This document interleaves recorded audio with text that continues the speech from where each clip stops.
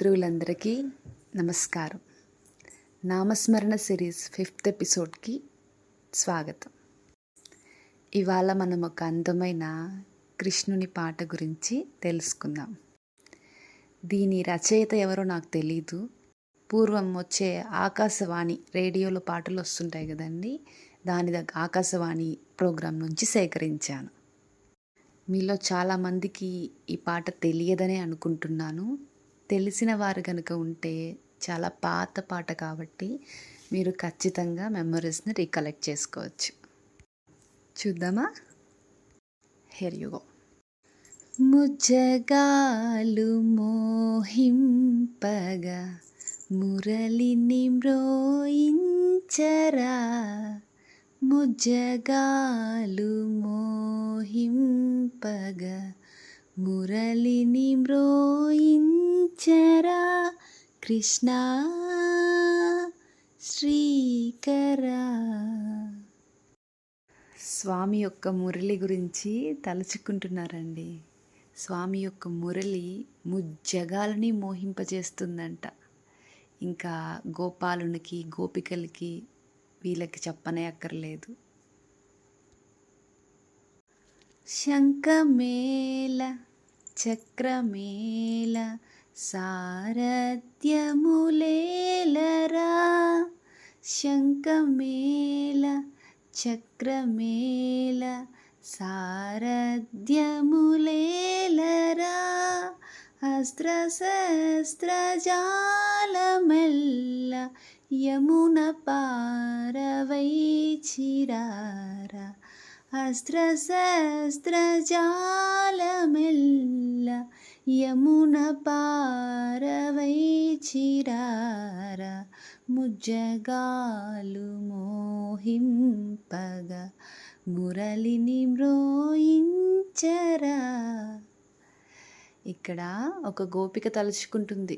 వెళ్ళిపోయాడుగా ఉన్నట్టుండి 7 years వయసు. అప్పుడు బృందావనం మొత్తం వదిలేసి కంసుని వాళ్ళ అమ్మ నాన్నని చూసుకోవాలని, కంసుని పడగొట్టాలని, అక్కడి నుంచి పాండవుల కోసమని ఇంకా స్టార్ట్ చేశారు. అక్కడి నుంచి ఆయన పైన అక్కడికంతా వెళ్ళావు, బృందావనాన్ని వదిలేసి. శంఖం పట్టావు, చక్రం పట్టావు, సారథ్యం పట్టావు.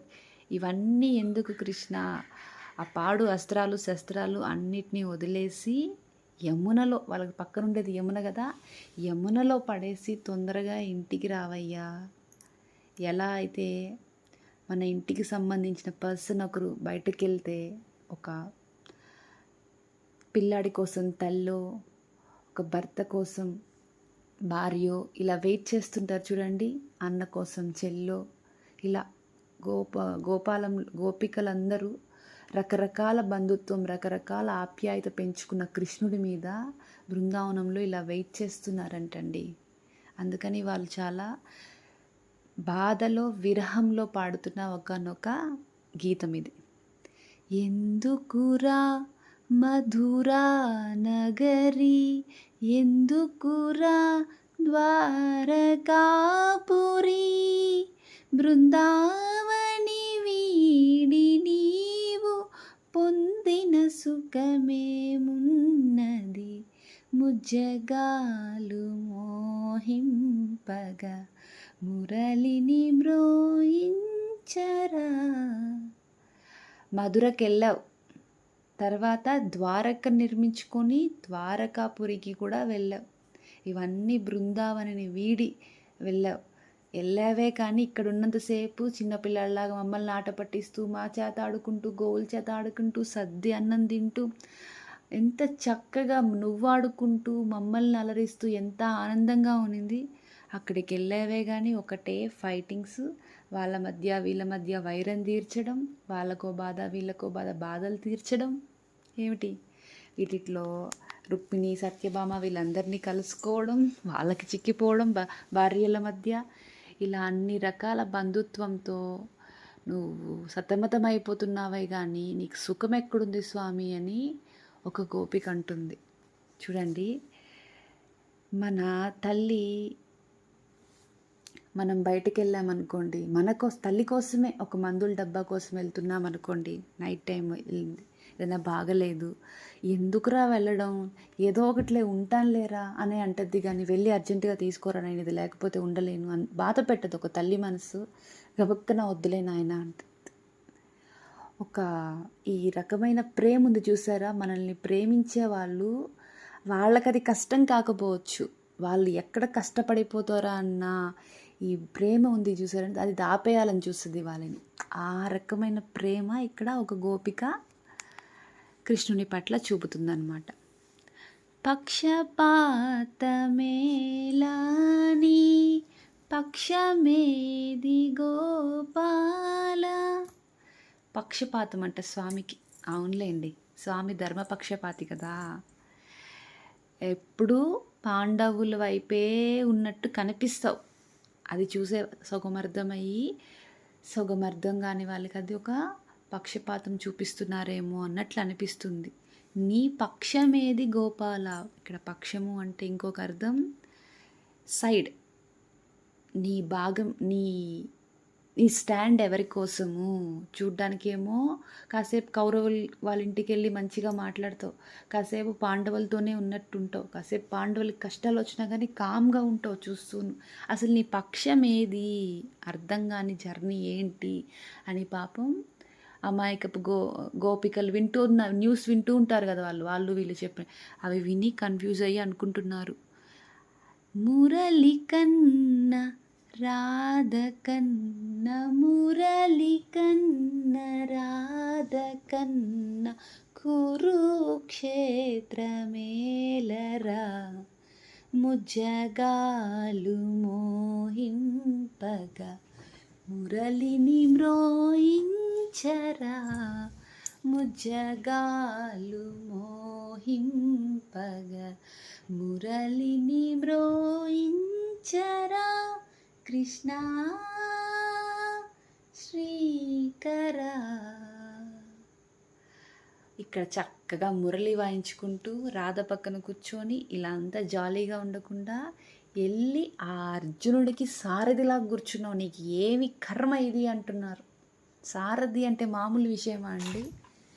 సారథి చేస్తున్న వ్యక్తికి ఆ రథంలో ఉన్న అతను ఆదేశాలు ఇవ్వాలి, లెఫ్ట్కి వెళ్ళు, రైట్కి వెళ్ళు, కిందకి వెళ్ళు, స్లో అవ్వు, ఇలాంటివి ఆదేశాలు ఇవ్వాలి అని అంటే గరికపాటి వారి గారు చెప్పినట్టు ఎలా ఇస్తారండి? అర్జునుడు తన యొక్క లెఫ్ట్ వైపు అంటే స్వామి లెఫ్ట్కి వెళ్తారు, రైట్ లెగ్ రైట్ వైపు కంటే స్వామి రైట్కి వెళ్ళాలి.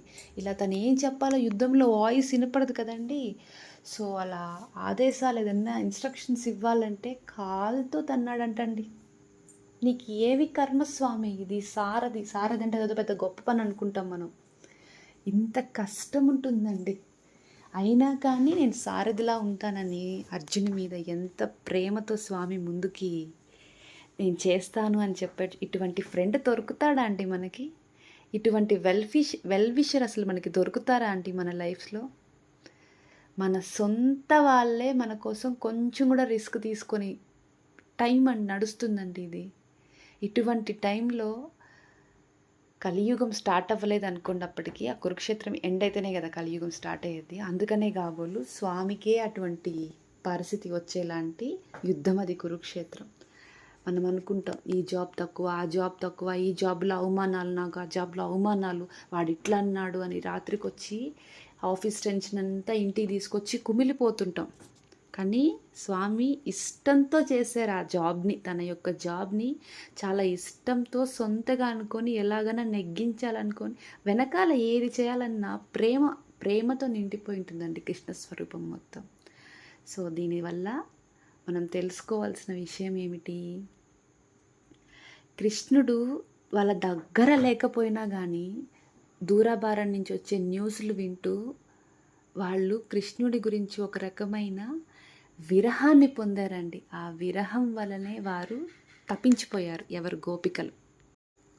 కొంతమంది భక్తులు ఉంటారు, ఇవాళ నేను పూజ చేయలేకపోయాను, ఇవాళ నేను చేయకూడదు, లేదు కుదరలేదు, ఇలాంటి వాళ్ళందరూ కూడా స్వామి గురించి లీలలు చెప్పుకుంటూ నామస్మరణ చేసుకుంటూ పాటలు పాడుకుంటూ ఆ కొన్ని డేస్ని గడిపేస్తారు.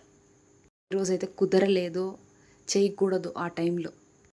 ఏ రకంగా అన్నా ఉండు, ఏ రకంగా అన్నా చెయ్యి. ఆ 24 అవర్స్ నీ డే అయితే ఏదైతుందో దాంట్లో మేజర్ పార్ట్ కృష్ణ నామమే హైలైట్ అవ్వాలి. వాటెవర్ కృష్ణ, వెంకటేశ్వర స్వామి ఎవరైనా గానీ మీ యొక్క మనసుకి హత్తుకునే యొక్క రూపాన్ని మీరు ధ్యానించవచ్చండి. సో, ఈ కాసేపు మీరు కూడా గోపికలయిపోయారని అనుకుంటున్నాను.